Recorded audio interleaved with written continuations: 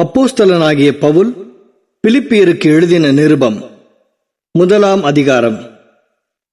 இயேசு கிறிஸ்துவின் ஊழியக்காரராகிய பவுலும் தீமோத்தேயும் பிலிப்பி பட்டணத்தில் கிறிஸ்து இயேசுவுக்குள்ளான பரிசுத்தவான்கள் அனைவருக்கும் கண்காணிகளுக்கும் உதவிக்காரருக்கும் எழுதுகிறதாவது: நம்முடைய பிதாவாகிய தேவனாலும் கர்த்தராகிய இயேசு கிறிஸ்துவினாலும் உங்களுக்கு கிருபையும் சமாதானமும் உண்டாவதாக. சுவிசேஷம் உங்களுக்கு அறிவிக்கப்பட்ட நாள் முதல் இதுவரைக்கும் நீங்கள் அதற்கு உடன்பட்டவர்களானபடியால் நான் பண்ணுகிற ஒவ்வொரு விண்ணப்பத்திலும் உங்கள் அனைவருக்காகவும் எப்போதும் சந்தோஷத்தோടെ விண்ணப்பம் பண்ணி, உங்களில் நற்கிரியையை தொடங்கினவர் அதை இயேசு கிறிஸ்துவின் நாள் பரியந்தம் முடிய நடத்தி வருவார் என்று நம்பி, நான் உங்களை நினைக்கிற பொழுதெல்லாம் என் தேவனை ஸ்தோத்திரிக்கிறேன். என் கட்டுகளிலும் நான் சுவிசேஷத்திற்காக உத்தரவு சொல்லி அதை திடப்படுத்தி வருகிறதிலும் நீங்கள் அனைவரும் எனக்கு அளிக்கப்பட்ட கிருபையில் பங்குள்ளவர்களானதால் உங்களை என் இருதயத்தில் தரித்துக் கொண்டிருக்கிறபடியினாலே உங்கள் எல்லாரையும் குறித்து நான் இப்படி நினைக்கிறது எனக்கு தகுதியாயிருக்கிறது. இயேசு கிறிஸ்துவின் உருக்கமான அன்பிலே உங்கள் எல்லார் மேலும் எவ்வளவோ வாஞ்சையாயிருக்கிறேன் என்பதற்கு தேவனே எனக்கு சாட்சி. மேலும் உத்தமமானவைகளை நீங்கள் ஒப்புக்கொள்ளத்தக்கதாக உங்கள் அன்பானது அறிவிலும் எல்லா உணர்விலும் இன்னும் அதிகமாய் பெருகவும், தேவனுக்கு மகிமையும் துதியும் உண்டாகும்படி இயேசு கிறிஸ்துவினால் வருகிற நீதியின் கனிகளால் நிறைந்தவர்களாகி, நீங்கள் கிறிஸ்துவின் நாளுக்கென்று துப்புரவானவர்களும் இடரலற்றவர்களுமாயிருக்கவும் வேண்டுதல் செய்கிறேன். சகோதரரே, எனக்கு சம்பவித்தவைகள் சுவிசேஷம் பிரபலமாகும்படிக்கு ஏதுவாயிற்றென்று நீங்கள் அறிய மனதாயிருக்கிறேன்.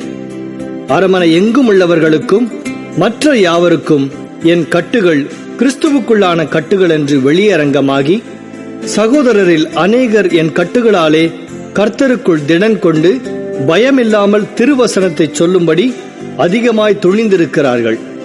சிலர் பொறாமையினாலும் விரோதத்தினாலும், சிலர் நல்மனதினாலும் கிறிஸ்துவை பிரசங்கிக்கிறார்கள். சிலர் என் கட்டுகளோட உபத்திரவத்தையும் கூட்ட நினைத்து சுத்த மனதோட கிறிஸ்துவை அறிவியாமல் விரோதத்தினாலே அறிவிக்கிறார்கள். சுவிசேஷத்திற்காக நான் உத்தரவு சொல்ல ஏற்படுத்தப்பட்டவன் என்று அறிந்து சிலர் அன்பினாலே அறிவிக்கிறார்கள். இதனால் என்ன?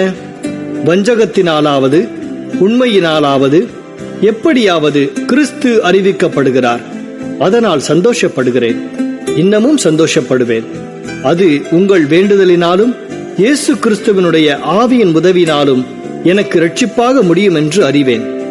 நான் ஒன்றிலும் வெட்கப்பட்டு போகாமல் எப்பொழுதும் போல இப்பொழுதும் மிகுந்த தைரியத்தோடே ஜீவனாலாகிலும் சாவினாலாகிலும் கிறிஸ்து என் சரீரத்தினாலே மகிமைப்படுவார் என்று எனக்கு உண்டாயிருக்கிற வாஞ்சைக்கும் நம்பிக்கைக்கும் தக்கதாய் அப்படி முடியும்.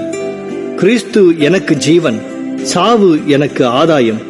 ஆகிலும் சரீரத்தில் பிழைத்திருக்கிறதினாலே என் கிரியைக்கு பலனுண்டாயிருப்பதால் நான் தெரிந்து கொள்ள வேண்டியது இன்னதென்று அறியேன். ஏனெனில் இவ்விரண்டினாலும் நான் நெருக்கப்படுகிறேன். தேகத்தை விட்டு பிரிந்து கிறிஸ்துவுடனே கூட இருக்க எனக்கு ஆசையுண்டு. அது அதிக நன்மையாயிருக்கும். அப்படியிருந்தும் நான் சரீரத்தில் தரித்திருப்பது உங்களுக்கு அதிக அவசியம். இந்த நிச்சயத்தை கொண்டிருந்து நான் மறுபடியும் உங்களிடத்தில் வருகிறதினால் என்னை குறித்து உங்களுடைய மகிழ்ச்சி கிறிஸ்து இயேசுவுக்குள் பெருகும்படிக்கு உங்கள் விசுவாசத்தின் வர்த்தனைக்காகவும் சந்தோஷத்துக்காகவும் நான் பிழைத்து உங்கள் அனைவரோடும் கூட இருப்பேன் என்று அறிந்திருக்கிறேன்.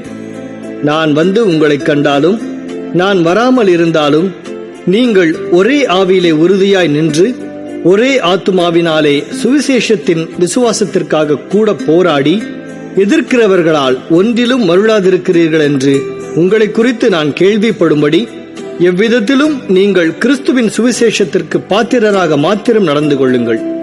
நீங்கள் மருளாதிருக்கிறது அவர்கள் கெட்டுப்போகிறதற்கும் நீங்கள் ரட்சிக்கப்படுகிறதற்கும் அத்தாட்சியாயிருக்கிறது. இதுவும் தேவனுடைய செயலே. ஏனெனில் கிறிஸ்துவினிடத்தில் விசுவாசிக்கிறதற்கு மாத்திரமல்ல, அவர் நிமித்தமாக பாடுபடுகிறதற்கும் உங்களுக்கு அருளப்பட்டிருக்கிறது. நீங்கள் என்னிடத்திலே கண்டதும் எனக்கு உண்டென்று இப்பொழுது கேள்விப்படுகிறதுமான போராட்டமே உங்களுக்கும் உண்டு.